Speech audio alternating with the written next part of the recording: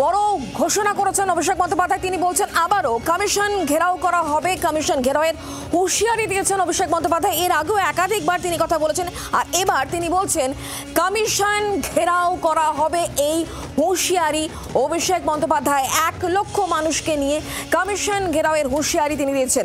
একজন ভোটের নাম বাদ গেলেও 1 লক্ষ বঙ্গবাসীকে নিয়ে কমিশন ঘেরাও। চড়া সুর অভিষেক বন্দ্যোপাধ্যায়ের, যদিও এরপর পাল্টা বিজেপির তরফ থেকেও এসছে। ফের কমিশন ঘেরাওয়ের হুঁশিয়ারি দেওয়া হয়েছে। একজন ভোটারের নাম বাদ গেলে ফের কমিশন ঘেরাও করা হবে।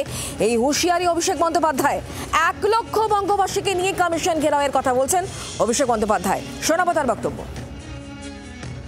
আগেও বলেছি, আবারও বলছি যে বাংলা থেকে যদি এরা একটা মানুষের মৌলিক অধিকারও কাটতে চায় বা জোর জবরদস্তি গাজোয়ারি করে একটা মানুষের নামও এরা বাদ দেয়, তাহলে 1 লক্ষ বঙ্গবাসীকে নিয়ে দিল্লিতে বৃহত্তর আন্দোলন করে আমরা বাংলার ক্ষমতা কী, যাতে এই আন্দোলন সর্বাত্মক হয়, আমরা তার প্রমাণ এবং তার বাংলার ক্ষমতা তাদেরকে বুঝিয়ে দেব।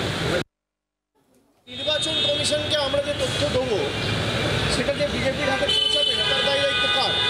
আমরা সে কারণে বলেছি ডিএলএ অন লিস্ট নির্বাচনের 1 সপ্তাহ আগে আপনি চাইতে পারেন, 2 সপ্তাহ আগে আপনি চাইতে পারেন, 10 দিন আগে চাইতে পারেন, 10 মাস আগে চাওয়ার নির্বাচন কমিশনের অধিকার নেই। তার কারণ নির্বাচন কমিশন নিরপেক্ষ নয়। নির্বাচন কমিশন ভারতের সংবিধানের রীতি মেনে কাজ করছে না। নির্বাচন কমিশন বিজেপির প্রতিনিধি, বিজেপির অঙ্গুলি হেলনে কাজ করছে, ইশারায় কাজ করছে, তাদের ইন্ধনে কাজ করছে। সেই কারণে আমরা এই মামলা করেছি এবং কেস সাবজুডিস, আগামী দিন লড়াই হবে। নির্বাচন কমিশনের বিরুদ্ধে লড়াই যেমন কোর্টেও হবে, মাঠেও হবে, ময়দানেও হবে, পার্লামেন্টের ভিতরেও হবে, বাইরেও হবে। অভিষেক বন্দ্যোপাধ্যায় হুঁশিয়ারি শুনলেন। আমরা কথা বলবো বিজেপি নেতা সজল ঘোষ এই মুহূর্তে আমাদের সঙ্গে রয়েছেন টেলিফোন লাইনে। সজল দা, অভিষেক বন্দ্যোপাধ্যায় ফের কমিশন ঘেরাওয়ের হুঁশিয়ারি দিচ্ছেন, আর এবার তিনি বলছেন একজন ভোটারের নামও যদি বাদ যায় তাহলে 1 লক্ষ বঙ্গবাসী নিয়ে গিয়ে কমিশন ঘেরাও করা হবে। কি বলবেন আপনি? না, আমার প্রথম কথা হচ্ছে, কারোর যদি নাম বাদ যায় তিনি তো নিজে আগে অ্যাপ্লাই করবেন নাকি? না, সেই অ্যাপ্লাইটাও তিনি করবেন না। মানে মৃত ভোটারের নাম বাদ গেলে তিনি ঘেরাও করবেন, না বৈধ ভোটারের নাম বাদ গেলে তিনি ঘেরাও করবেন? এই বিষয়টা আগে আমাদের জানতে হবে যে উনি যদি বলেন যে আমি বৈধ ভোটারের নাম বাদ গেলে ঘেরাও করব, তাহলে আমি ওনার এই একে স্বাগত জানাই ও বিবৃতিকে স্বাগত জানাই। আর তা না হলে যদি কেউ বলে যে একজন ভোটারের মানে হচ্ছে যে কোনো ভোটার, মৃত ভোটার বা অবৈধ ভোটার, তাদের নাম বাদ গেলেও আমি ঘেরাও করব, তাহলে সেটা তো অর্বাচীনের কথা হয়ে গেল, তাই না?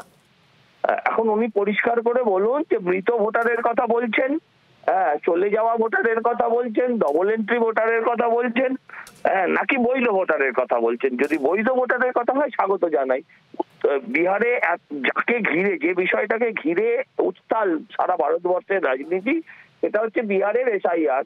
গতকাল অব্দি আমি জানি 65 লাখ লোকের নাম বাদ গেলেও একজন লোকও কমপ্লেন করেননি, একজন মানুষও কমপ্লেন করেনি। এবং যে কটা কমপ্লেন রাজনৈতিকভাবে রাজনৈতিক নেতাদের পক্ষ থেকে এসেছিল, দেখা গেছে সবকটা ভুয়ো, সবকটা ভুয়ো। বাংলার আওয়াজ, বাঙালির আবেগ, জি 24 ঘন্টা।